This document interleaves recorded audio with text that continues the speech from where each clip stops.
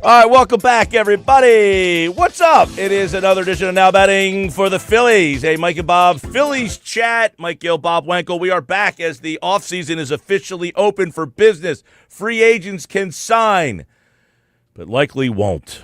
We'll find out when the free agents may actually sign. It's something we're going to dive into today. What if they don't for a while? Let's get into all that and more. We got some news with the Phillies and kind of an offseason primer. We got Bob Wenkel, Mike Gill. It's a Mike and Bob baseball chat. Bob Wenkel, what's up, buddy? Hot stove for you here. It's finally getting a little cooler out. It feels like we're getting into the deep fall, coming into the winter here a little bit now. So starting to have these conversations. Like I got to be honest with you. We talked a little bit before the show. I have a hard time at the end of a season just turning the page immediately and going, okay, let's talk about qualifying offers and let's talk about mutual options and who are they going to bring back and what are they going to do? And this team specifically, because though they have some big decisions to make, it doesn't feel like it's a lot of players coming inbound. It feels like, can we just keep what we have? And I know that they have a lot to sort through, but it really is a strange place because this team still has such a great opportunity to win 93 plus games in 2026 and find itself on the short list of World Series contenders. But you have that fatigue and that sense of deflation after another disappointing postseason exit. It's just, I don't know about you, Mike, but for me, like it's a little bit hard in this moment to get juiced up over it. It really is. And I say that as someone that's hosting a Phillies podcast. So my biggest enjoyment last week was the spring training schedule came out. I've been going for 20 years, so it was like Christmas Day. It came out late this year. So when I asked, like we have a group of people that go, we've been going for 20 years. I asked one of the other groups that goes at the same time, and they said they're so disenchanted that they're cutting their trip down this year. Wow. And these are people who are like hardcore go whether like team's good, not, I don't care. I don't go because the team's good or bad. I go because I just love going to Clearwater, baseball. It's a great environment. But they were like, the team has disappointed me so much so that I'm thinking about not going for as long. Now they are going, but just not as many games this year. So I try to check myself because I feel a little bit of that myself. And I think that a lot of people that are really into the Phillies, care about the franchise, want to see this group be successful, feel the same way. But do we sometimes just get lost in the grand scheme of things here, where we say like this is a team that for the fourth straight year gave the fans a really good summer of baseball, gave the fans real hope, and it's probably positioned to do it again next year. And I think for the years after that, I don't think we're going to get the 2011 fall off a cliff for 8 seasons the way that we did in the previous decade. But who knows? I don't want to get too far ahead of myself. Point being, like, we know where this franchise has been. And I mean, as a 40-year-old guy, my entire childhood was like the 93 Phillies sucked for a decade, got really good, sucked for a decade. Like, shouldn't we be I don't want to say appreciative of what they've given us? That's not the right word. They haven't closed the deal. But well, your point is interesting. Like they had the 07, 8, 9, 10, 11, and then they did fall off the cliff. And part of that is because they held on to the 07 guys. At what point are they holding on to the guys that they can't get rid of? Like, then they could have got rid of guys. They kind of chose not to. They extended Ryan Howard. You could have traded Rollins or Utley. They just kind of didn't want to do that. And then they got hurt. You got Trey Turner for 8 more years. You've got Harper for 6 more years. You got Nola. I mean, these are guys that are in that area of the Utley, Rollins, and Howard, but you can't get rid of them. So it's going to be interesting to see how they kind of move on. The most pressing question: can you get rid of them? And so you start with Kyle Schwarber, you start with JT Realmuto, because I do think that Ranger Suarez is gone. And maybe the market comes back to the Phillies a little bit. They could do a shorter-term deal. Would they entertain that? I'm not saying that they've totally closed the book, but I think where the market is going to take Ranger Suarez, it's going to be elsewhere. But with Realmuto and Schwarber, you consider how important these two players were to their success in 25 and how important they've been in the clubhouse and just the overall stature. Do you feel like the right thing to do is re-sign these two players? And I think that that's the starting point in any conversation that you have about the offseason. I hate to be Dave Dombrowski right now. I think he's in a terrible spot because I'm watching the World Series, and I would spin it to you. I watched the Blue Jays and how they got there. Completely different. I mean, they both spent a ton of money. But the Blue Jays team is like a young group of guys. Vlad Guerrero's in the prime of his career. He looks like he's been there and sounds like he's been there forever. He's in like his mid-20s. Bichette, now he's a free agent, but mid-20s. They've got guys that no one's ever heard of before, and those guys stepped up. They had a guy that, you know me, I've always like give the young kids a chance. Savage was pitching in Dunedin, and they said, come on up and see what you got. So they went that route. Meanwhile, the Dodgers are the Phillies. They just keep bringing back Muncy and keep bringing back like their guys, and they got Freeman, who's got compared to Harper as well. He's not elite anymore, but he's still Freddie Freeman. And some of their guys are getting older, so that made me think, like, is letting Kyle Schwarber walk really going to improve this team? Well, what's the template for winning a World Series? Like, the Blue Jays didn't win the World Series. They were a game closer than the Phillies were in 2022. Like, as much as we can say, well, wow, look how the Blue Jays did it. Are the Blue Jays, the Toronto Blue Jays, are they the model of how to shape a baseball team in 2025? I don't necessarily think that. Right, are they going to be in the World Series again? You know the Dodgers are going to be back most likely. I don't think that they're going to be back next year. Exactly. So then you follow the Dodgers' lead, right? But the Dodgers were not terribly impressive from an offensive standpoint throughout most of the postseason. Obviously, Ohtani had his moments against the Reds and then deeper in the playoffs to close out the NLCS. And he had his moments in the World Series. He's otherworldly. Yamamoto, I thought, really was the difference. He clearly was the difference maker in the World Series. I don't even know that needs to be said. But other than that, like, that team had a lot of the same problems the Phillies had, where like big names, pedigree, kind of underperformed. The only difference is they just didn't have that one, like the Kike Hernandez hit against the Phillies in Game 1 of the NLDS. Like, they just didn't have those moments, the Phillies. So I don't know that you need to totally turn this roster inside out. And I don't know that you need to say goodbye to Kyle Schwarber. I don't know that you need to say goodbye to JT Realmuto. But the years and the money, it's real. I think you have to re-sign both of them. I think if you're Dave Dombrowski, you say you're. Well, what are your alternatives? Like, you let Kyle Schwarber walk. How do you replace it? Now, I don't think he's going to hit 56 home runs again. There's your other problem. Okay, how do I replace 56 home runs? I bring back the guy that hit 56 home runs, except for I don't know that he's going to hit 56 home runs again. Like, eventually that number starts to go this way. JT, what do I have in my organization to replace him? Nothing. But if I bring him back, he's not even going to be the mediocre offensive player he was this year. He's probably going to be a little less of a mediocre player. So you have to balance of, like, I can't lose this, but what am I getting if I do bring them back? And they're in a lousy spot with that. So, I mean, I think that the way I tend to look at this, I've said at different points, how do you let Realmuto walk? Like, you cannot let him go. But I think that the reality of it is that you probably can. I mean, if JT Realmuto goes elsewhere and signs for, let's say, 3 years and north of $40 million, like, could the Phillies go out on a trade market and get a guy that, can play 90 to 100 games, hit 240, hit 13 home runs, and then you try to build offensively around that? Like, yeah, you might be able to survive without the services of JT Realmuto. I wouldn't prefer that. I prefer they sign him, at least looking at, through the lens of 2026. But could you survive that? I think so. I don't think that JT Realmuto walking necessarily precludes you from winning a World Series next year. But when it comes to Schwarber, I get the argument against it. Will he age well into his mid-30s? He might. He's actually, I think, in better shape now than he was when he was 28 years old. So credit to him. But I can't get over subtracting 56 home runs from the lineup, even if he's just a DH, even if, he's not a complete hitter. I just don't think that where this team's at. And how do you sell that to a guy like Bryce Harper? Like, hey, Bryce, we just took your catcher buddy. He's out of here. And by the way, we're going to take the guy that was, top 5 MVP vote getter in the National League this year, and we got rid of him too. But we're fully committed to you for another 6-7 years. Let's go win one. Yeah, so that's a hard sell.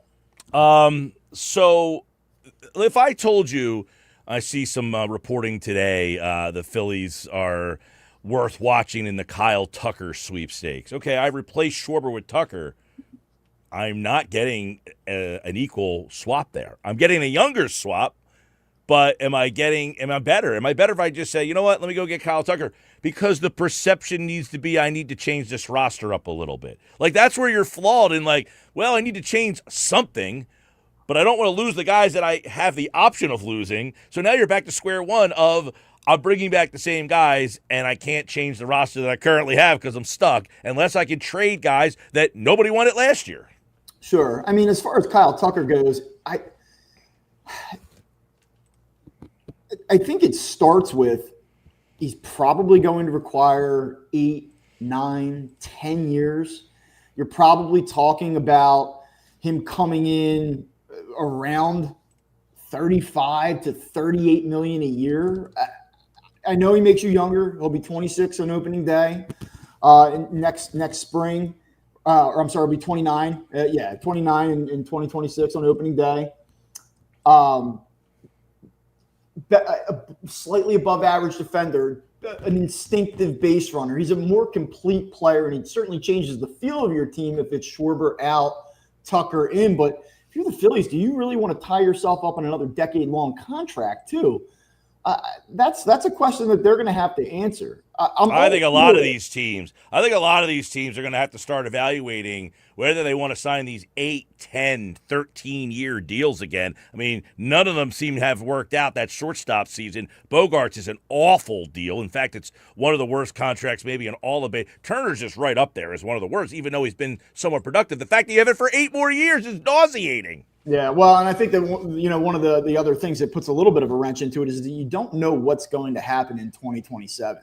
And I think right now that people around the sport, and this isn't really being talked about a ton yet because we tend to focus on the here and now, but I think a lot of people around the industry feel that it is very unlikely that they will play baseball on time 2 years from now, if at all. And what does that do in the calculus of roster building and how you're going to allocate money in long-term dollars? And, how does that affect the free agency class this year? Do guys say like, well, I certainly want more protection. I want it more up front. Like, I don't – it's very interesting to see if as these stories progress and the rumors ramp up, what does that looming lockout or the possibility of a lockout do to how this thing unfolds? Yeah, that's for definitely something to keep an eye on. What's next for the Phillies as free agency opens? Here's another question for you, Bob. I mean, Bryce Harper did not sign until spring training. What if Kyle Schwarber's still sitting out there in early March, late February, and he hasn't signed yet?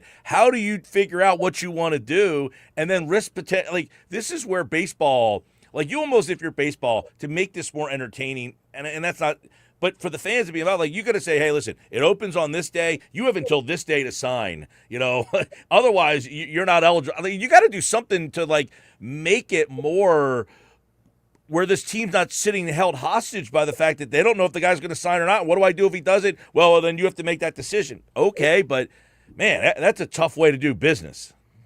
It is. I think my assumption working here is that they will probably get Schwarber done. I think that it is more than likely than not that Kyle Schwarber is back here. And I think that the more you read, the more you talk to people, that seems to be the industry sense as well. What's it going to take? Is it going to take that 5th year? Do you want to get into a 5-year deal with Kyle Schwarber? I would not. I don't love the idea of having to go to 4, but it's probably going to take 4, 120, 4, 130 to get it done. I look at the timeline of it. You're right. You do run the risk the further you go into the offseason, you might miss out on other guys. If it's going to be Kyle Schwarber and the Phillies, my thought would be that Kyle Schwarber, as a service to the Phillies, would do that deal quickly. Like, I'm not saying that he's the first player off the board, but I think that the Phillies have to kind of know where this thing is trending with Kyle Schwarber so that they can adequately plan and pivot if it's going to go in a different direction. But thing I can't get over. Like, you could talk about removing Kyle Schwarber from the lineup. Who's the replacement going to be? Reframing this team with letting a guy like Schwarber walk and bringing in a guy like Bregman to play third base. You're getting another middle of the order bat. It's a different type of bat. It's a little bit more of a complete bat. I still can't get over the idea of this player, given what he means in the clubhouse, given that this team's tapped a little bit for power as it is, removing their one true power hitter, and then having a phone call saying, like, you know, the Reds were willing to go 4 years, 121. We're just not willing to match it. I just can't see that happening. Let me ask you a question about Bregman. By the way, I would love for Bregman to be here to see the confusion of some of my listeners between Alec and Alex. Yeah. Alex replacing Alec and playing the same position. Bregman's a great player. Is he all that different of a hitter at this stage or than Alec Bohm is? I mean, he's a 272 hitter. He's maybe got a little more power. I don't know, last year 18 homers. I know he missed a chunk, so he's probably more of a 25 homer guy. But are you going to start to see a third baseman that, you know, as he gets older, hitting 18 to 22 homers, hitting 270, playing third base? I mean, is that the answer? Well, some of it's about pedigree. Some of it is about being a gamer. Some of it's about being a big spot guy. Like, I'm going to carry you guys on my back. You can trust me in this moment. Like, I know that you look at where Alec Bohm is at as a hitter, and he's a decent hitter, right? But we talk about this team not being able to, like, kind of rise up in the moment. Now, in fairness to Alec Bohm, he actually, I thought, had some pretty good at-bats against the Dodgers in the NLDS this year. But when you just look at the big picture, does bringing in a guy like Bregman that has a little bit more of a big game feel, a little bit more of a grinder type, a little bit more of a, I'll say this, like a little bit more of a professional, a little bit more of a professional feel he brings with him. Yeah, like, I mean, that's the type of player that changes the look and the feel of the team, in my opinion. Yeah. Well, listen, Bregman, and here would be the question. I don't mind Bohm if he's hitting seventh. I don't need him. I can't use him hitting fourth. If I bring Bregman in here, are you putting him in the middle of the order? Probably. So you have a guy hitting fourth. Is that adequate enough to, you know, Bohm obviously cannot hit in that spot. They just don't have anybody else to do it. And he's been a pretty good RBI guy. I mean, he's been up around 100 RBI 2 years. That being said, I can certainly acknowledge as a guy who doesn't have a problem with Bohm, I have a problem with Bohm hitting fourth or fifth. If he's hitting sixth, I'm okay. If he's hitting seventh, I like it. So if I bring in Bregman to replace him, okay, now I'm hitting Bregman in, I guess, the 4 hole. Is that what we're talking about here? Is that good enough? That's where I say, well, look, you're getting a more professional hitter, and I do agree with that. I definitely agree that in a big spot you feel, hey, Alec Bregman's up, as opposed to Alec Bohm is up. Yeah, I mean, look, I think that the big thing that you have to kind of look at here as well is that this team wanted to move on from Alec Bohm an offseason ago. They didn't. It didn't materialize the way that they had hoped to, or that hoped it would. Like, they would like to move on from him. Now, has there ever been a team that was going to move off a player and then did an extra year with them? Sure. I mean, you go look at the Eagles, right? I mean, they were going to move off of Darius Slay. They brought him back. They were going to move off of Josh Sweat. They brought him back. Like, these things do happen. It's not to say that the Phillies want to totally wash their hands of Alec Bohm, but I think that there's a motivation here to upgrade at third base. I think that there's a motivation to get maybe a longer-term solution in at third base as well. I mean, I know you look at the minor leagues and you say, well, they have some guys down there that could maybe come up and fit the bill. I think that the Phillies would like to have a stud third baseman that they could pencil in 3, 4, 5 years out. And it's been a thing that's kind of haunted them now for the last, a decade plus. They thought they had it in Michael Franco. They thought they had it in Alec Bohm, and it just hasn't materialized the way that they hoped it would. I don't think that Bregman's coming here. I still think it's going to be Schwarber and some tweaks and status quo for the most part. And I think people are going to be a little bit underwhelmed by that. But when you start talking about Tucker, it's hard not to salivate a little bit. When you start talking about Bregman, it's hard not to kind of think, all right, like that could be fun. If it were Schwarber and Bregman, hell yeah, let's go. But, well, it's almost like, it's just something different. I don't know that we're substantially better, or maybe we are. I don't know. We're just different. But it's different in a way that you're losing Schwarber, and I don't know that difference good. If you lose Bohm, I can get on board with that difference seems better. But the other question is that we'll transition into is Harrison Bader opted out, which we expected to happen. It was a mutual option. So this just seems like, okay, he opted out. Now what? Now what? Like, he played center field and finally locked down a position that has been awful for like 5 years, if not longer. I mean, you can't name the last good Phillies. It's Shane Victorino. Does that count? Like, so is it just a fait accompli that he opted out and you bring him back? Or is it a fait accompli that he opted out and you move on from him? Because he came here and was really good. He has been in the league for a long time and hasn't been really good. So you're kind of stuck between a rock and a hard place with this decision as well. They have no-win answers to every question, I feel like. And this is the big one. He was awesome here, and he gave you what you needed. But can he do that again? Because he hasn't done that where he's been before. There's a reason he's been in St. Louis and the Yankees and the Mets. And, he's been all over the place because they're disappointed with what they get from Bader. Yeah, I think that there was a world when you do the deal for Harrison Bader and you see that mutual option that you thought, well, we might get him back on that option. Like, if he plays pretty well for us, this could be a guy that we kind of say, like, yeah, we'll do another year at $10 million. Now it looks like he's going to get 2 years, at least 2 years. He might get a third. And what's the average value of that going to be? Somewhere probably between 12 and 14, maybe even 15 a year if a team gets nuts, if a team gets desperate. So I think you're probably looking at somewhere between 2 years, 26 million, 3 years, 34 million, somewhere in that range. Like, you're not going to have to break the bank, but like, what is Harrison Bader? Like, if you bring him back and you're the Phillies, you're doing it to make him an everyday center fielder for 2026. But you have to be comfortable with the possibility that Harrison Bader is more of just a journeyman type player who might have had a career year last season and isn't your answer in center field in 2027, if there is a 2027 season. So you have to almost be willing to pay for Harrison Bader as a fourth outfielder beyond 26, I think, if you're going to do that deal. Maybe he's figured it out. Like, maybe at 31, he's just coming into his prime. It's taken him some time. Wouldn't be the craziest thing, but... Well, let me ask you this. You had a center fielder who was very good defensively and could not hit. Johan Rojas. Could you just say Bader's worth it because he plays a great center field and he might hit 240?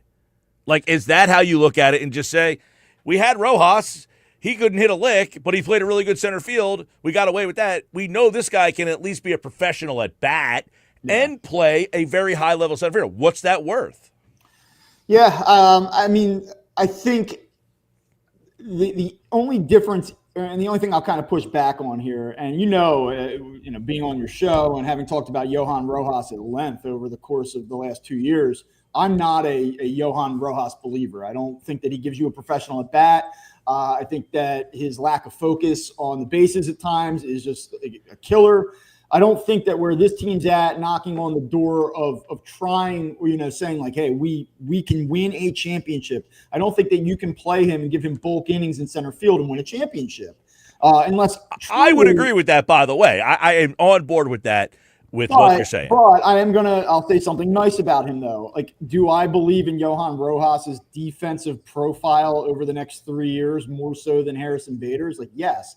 So I don't know if it's fair to say that Harrison Bader is going to play the same center field that Johan Rojas would for the next 3 years. I know that's not necessarily the question. It's not an either-or proposition, but Bader's good in center field. Is he great in center field? Does he have the ability to be great in center field? No, he doesn't. But I think he's adequate to slightly above average. Okay, that's interesting because for me, like, to answer your question, like, if he's going to hit 240 and hit 14 home runs, like, I'm out. Like, I don't need to spend $12 million on that. And that's who he's been, right? Yeah.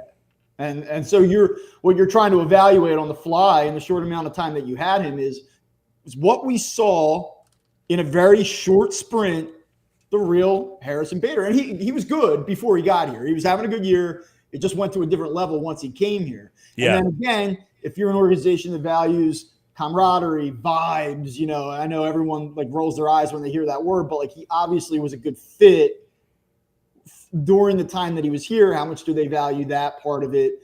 Would they be a little bit more motivated than another team? to maybe make him stay here. That's all part of the equation that they're going to have to sift through. Well, just for the people that are watching, Bader, when he came to Philly, played 50 games, hit 305, 361 on base, 463 slug, 824 OPS, 5 homers, 16 RBI. So he came over here in 50 games and he ripped it. You do wonder, I know, my guy Jack Fritz, who I enjoy quite a bit, but he would do the tweet where it was like, it's a shame the Phillies were a Harrison Bader injury away from winning the World Series this year, and I think he's a little tongue in cheek in saying that, but you look at Brandon Marsh having to play those innings once Bader got hurt in Game 1, and how much – I know that we don't want to say the Phillies didn't beat the Dodgers because of Harrison Bader, because that's not true. But, could that have made a difference at some point? It might have. Sure. Well, just look at, as you mentioned, Kike Hernandez, Rojas, Miguel Rojas, the level of player that came up with a big hit. To me, that was when they got him. I'm like, you know what? He might be that guy.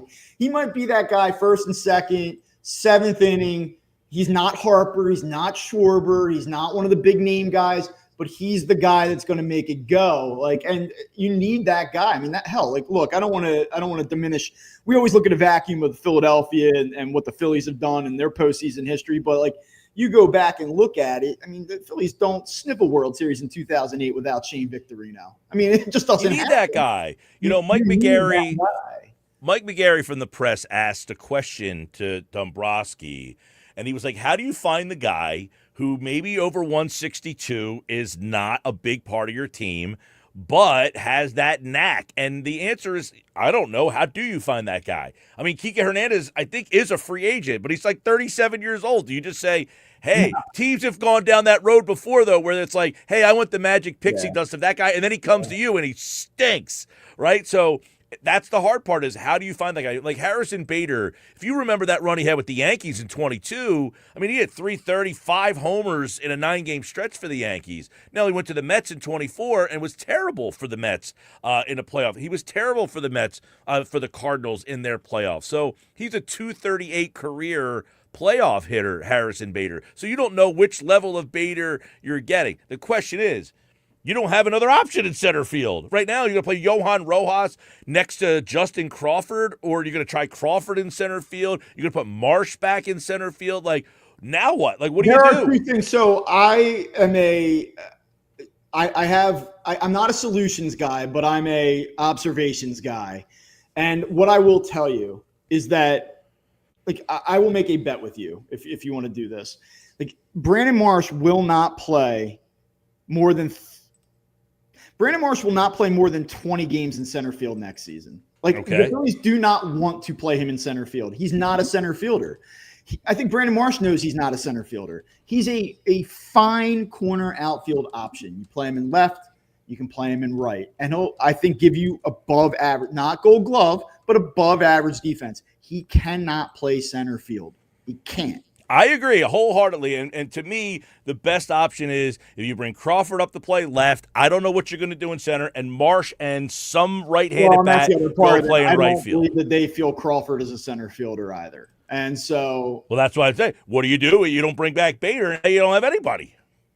Yeah, I mean, this is where you on November 10th, you thank the system for not unfolding the way that the NFL does, where the first 48 hours, the 2 days leading up to free agency are chaos. I mean, look at this. It's Mike McGarry brought up a great point on my radio show, which is baseball should make you sign by Christmas so that you can get the new jersey and the teams get an influx of new money for jersey sales for that new guy that signs. Absolutely. Mike's onto something there. I like that idea. A sharp guy, though, Mike McGarry.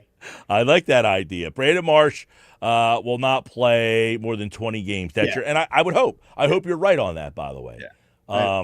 They're in trouble if I'm not right on that. I mean, but here's the thing, Mike. I just want to say this because I know we're coming close to time here, and we're going to go longer as things happen, and there's real developments to really lock into. But I will just say, this is, for all the frustration and as down as everybody is, this is a good team still. even if it's Kyle Tucker or it's Kyle Schwarber or if it's Alex Bregman or it's a tweak here and a tweak there, and like they aren't super splashy, and you kind of feel a little bit underwhelmed. Like when things open up on opening day next year, they're going to be, barring injury or catastrophic injury, a team with one of the 5 best odds to win the World Series next year. And it might be one of the 3 best. Three best odds. I mean, they already do. By the way, the odds came out. You asked the last episode that we did. The odds, they're out. They're like plus 1,000. I think they have the 3rd best odds in baseball. I'll double check, but yeah, they're out there, and they're top 3 from what I recall. And like that's so you go into next year and you're like, who can win the World Series next year? Put the Yankees on the list because you can never count them out. You put the Dodgers on the list because they're the favorite. You put the Phillies on the list because they're aggressive. Dodgers plus 370, Yankees plus 750, Phillies plus 1,100. They're your top 3. Astros, Mariners, and the Astros didn't even make the playoffs last year. So you're saying, why are they number 4? Mariners, Mets, Red Sox, Braves, Brewers, Blue Jays, who just went to the World Series. You have a lot of work to do to get. I mean, look, it's a new show. People haven't maybe heard me before. I'm as critical of the Phillies as anybody. So this is not like waving the red pom-poms, the red and blue pom-poms, and everything they do is right, and go Phillies. That's not me. But a lot of those teams that you just listed have a lot of work to do to catch up to the Phillies. I'm not saying that they won't pass them, but right now as we talk, they have a lot of work. Mets have a lot of work to do to pass the Phillies. Brewers, best team in the National League last year. Thought that there was a little bit of luck involved in that. It's a quality team. I don't put them on the same level as the Phillies. I just don't. I need to see that again. I need to see more consistency there. I don't think that they hit enough. Teams can do it, but right now, as things stand, the Phillies are in a pretty decent place. There are 25. I would say there's probably 22 to 24 teams that right now would swap places with the Phillies in a heartbeat.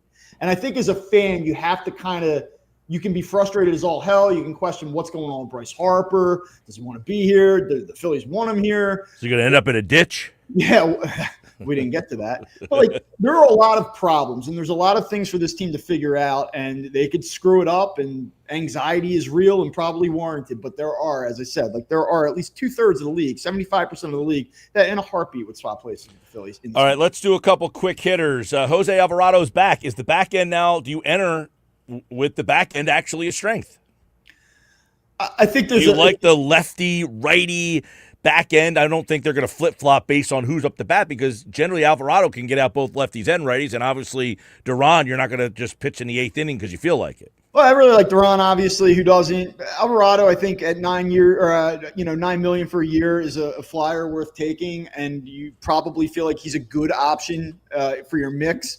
I still think that they're a guy short, a trustworthy arm short back there, left or right. Let's assume that Orion Kerkering is back at this point. I can't trust him to be that guy. It's not like, hey, you can't let him on the field, but I don't know that I'm penciling him into as hey, high leverage 8th inning, righty on righty, go get him, buddy. I don't think we're there with him. So I think that they need someone else to be competitive in that mix. Now, Dave Dombrowski, after the season ended, didn't seem to really express the urgency with the bullpen the way that I would view it. Even if they were to bring back Alvarado, I still think they need another guy. I do as well. I would be a proponent of bringing back Walker Buehler. I know everyone's like, whatever, they didn't even use him. I thought that was a guy they could have used in that 6th inning instead of Robertson, a guy who profiles as a starter, big game experience, won a World Series game, followed up a couple days later, saved a game. I need that guy come playoff time. I wonder what is left. I do, and I think that concerns about what's left in the tank there are valid. But if he were Joe Ross in 2026, where you use him as a long man, you use him as rotational depth if you need to really get to that point in the evolution of your starting rotation, he's a viable option. Be a fifth starter guy, 6th starter guy. I wouldn't mind doing that. I wouldn't be totally opposed to it. I would rather have him start 5th games than Taijuan Walker. I never need to see Taijuan Walker start a game ever. It's never, ever, ever happening. So just say, listen, from day one, you are a middle reliever, and then maybe over 162, you develop some level of trust in a role for him that you can, I say maximize, utilize him. But you know he's never going to start a game. So I'll just say this about Taijuan Walker. If he's back, and I guess it's trending right now to where he would be, would a team be interested in Taijuan Walker on 1 year, $9 million? The Phillies just pay half of the salary. Sure, if they can do that, fine. Probably would be some interest. And so then you have to ask yourself, if you're the Phillies, is there value in having that insurance policy? He's been here. Why not just keep him, ride out the deal? I'm interested to see what they do with that. But I think that the ask would be, and if you look at his 25 season, you'd say he pretty much did everything that they wanted him to do. He wasn't good. He didn't inspire a ton of confidence, but he survived it. He battled. He gutted it out. He was a professional. You would like to see, in a perfect world, him get one assignment with consistency. Totally agree. Into that. I will tell you, though, and I'm totally on board with that, except that I think his value at this point is, and his upside and his true value is what he did last year. I don't think that 22 starts with consistency for Taijuan Walker is going to net a good result. And I don't think if you were to make him exclusively a long man or a first guy out of the bullpen type of guy, that would go particularly well, because I don't think his stuff plays. So I love the idea of giving him run in one spot, but I don't, here on this team as constructed, I don't think that he fits in any one role. So if he is back, I think it's going to be a lot of the same that you saw this year. But you know what? A team I think I talked about them for Ranger Suarez. A team that needs a starter but doesn't want to pay number one money or just needs someone to eat innings, like Baltimore, who thinks they're good. Their pitching just been a disaster. Make 28 to 32 starts for us. Give us 5 innings. You don't have to light the world on fire. Maybe a team with a young staff that could use a little guidance, use a little direction. I've said this on your show, I've said it on my other shows. He's liked in that clubhouse. He's really liked in that clubhouse. And he could have bitched and moaned about what they did with him this year, yo-yoing him back and forth and yada yada. But I know what you are, and I don't need you. I'm sorry. I hate to be harsh, but you're never going to start a game for me in the playoffs. So I got to find someone who either can do that, and then I also trust to pitch in the bullpen, because they don't trust him to pitch out of the bullpen either. So now you're taking up a roster spot on the playoff roster, and I'm not using you at all. So that would be one. How about this? We'll get out on this one. Scooble's name has been mentioned as a guy you trade for. Would you get another top-end starter and just go that route after watching these World Series and saying, look at the pitching, and that's what won? You have Ohtani, you have Mookie Betts, you have Freddie Freeman, but in the end you won because you just had more pitching than the other team. It's hard for the Phillies, I think, to forget that they won't do this and they don't have the prospects and they're not going to wipe out their system to do it. But if you're the Phillies after the last 2 postseasons, or you're a Phillies fan or a talent evaluator in the front office, pitching has not been the problem. They have gotten – that's what's so frustrating about what's played out in both 24 and 25 is that they've gotten the pitching. They went toe-to-toe from a pitching perspective with this outrageous Dodgers staff. It was absolutely remarkable. And they outpitched that staff in spots this postseason. It's just, to me, I don't know how you can plan for a 5-game series and say we've got the right offense to go do it. But the Phillies, from a pitching perspective, have been so damn good. And you would hope that you're going to get Wheeler back. And I think you still have one really good year of Zach Wheeler left, assuming that he comes back, in good shape from this injury, this shoulder issue. All right. Well, baseball free agency is underway. No one has really signed. We don't anticipate anything moving here. And, of course, we'll have stuff all offseason long right here on Now Batting for the Phillies and Mike and Bob Phillies Baseball Chat. Well, we chatted for about 40 minutes there, so there was a lot involved, obviously. We didn't talk about Harper versus Manfred, and I actually thought we were going to do all that.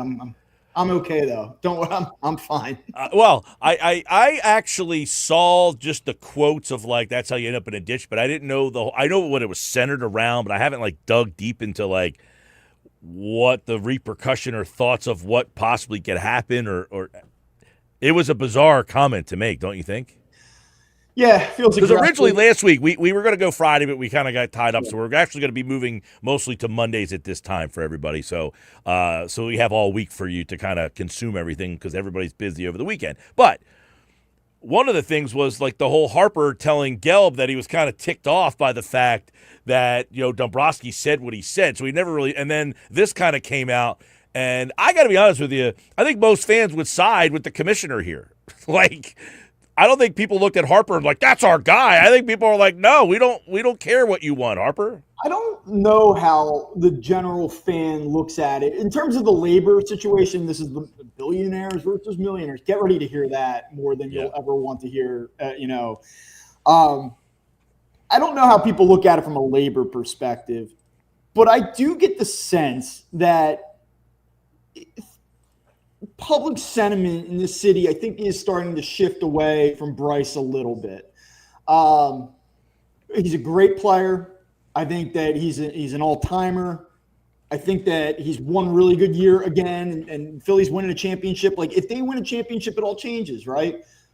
But these last couple of years have been a little strange with him. And I don't know that anybody's ever going to say, like, I'm pro Manfred in this interaction specifically, but, like, there definitely has not been you don't talk to Bryce Harper that way. That's our guy. Like, I haven't heard any of that. Like, there hasn't really been any. No, but I don't think people are going to say you're pro Manfred, but I think what people will say is I think most fans would rather a salary cap. I think fans would be on board for that. Like, they're not saying, hey, I really want to see players make $300 million, $600 million, $700 million contract. I don't think anybody can relate to that. Well, I think what people want to see is a salary floor. More than some sort of. You do need. I mean, I'm a believer that you do need more structure in the sport. I don't look. There's two different ways, and then we'll get out of here. I don't mean to turn this into an economics show, but there's two different ways to look at it. You can say, oh, the Dodgers are ruining baseball, but like as a Dodgers fan or as a fan of the sport, you say, like, I love the fact that they are all in financially, and you could say it's nonsense what they're doing with the deferments to Ohtani. Again, it's in the rules, and so if you can circumvent or you can work within the guidelines of what's presented to you, I don't fault Dodgers ownership for doing that. No, not at all.